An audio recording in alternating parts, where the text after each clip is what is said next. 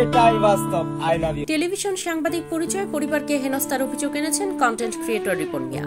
সোমবার তার ফেসবুক পেজে দেওয়া পোস্টে তিনি এই অভিযোগ আনেন। পোস্টে তিনি জানান, কোনো অনুমতি না নিয়ে সোমবার সকালে কয়েকজন টিভি সাংবাদিক তার বাড়িতে প্রবেশ করেন। এমনকি ঘরের নারী সদস্য থাকার পরও অনুমতি না নিয়ে ভিডিও করতে থাকেন। টিভিতে ইন্টারভিউ না দিলে প্রাণনাশের হুমকি পর্যন্ত দেওয়া হয় তাকে। এবারে ঘটনায় রিপন মিয়ার পাশে দাঁড়িয়েছেন জনপ্রিয় ইউটিউবার ও অভিনেতা সালমান মুক্তাদির। রিপনের পোস্ট শেয়ার দিয়ে সালমান লিখেছেন, ভাই, আপনার যে জ্ঞান এবং মূল্যবোধ আছে ওটা যদি আমাদের সবার থাকতো তাহলে আজকে আমরা একটা শিক্ষিত জাতি হিসেবে পরিচিত হতাম। রিপোর্টিং এর নামে এই হয়রানির যে সংস্কৃতি, সেটাকে মোকাবেলা করার কোনো উপায় নেই।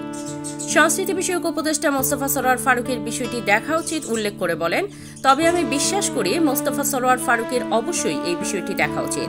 আর শুধু রিপন মিয়ার জন্য নয়, প্রত্যেক একক নাগরিকের এই শোষণের বিরুদ্ধে দাঁড়ানোর ক্ষমতা থাকা উচিত। শেষে লিখেছেন, রিপন মিয়া একজন রত্ন, আর যদি আমরা তার মতো মানুষদের যত্ন না নিই তাহলে আমরা তাকেও হারাতে চলেছি।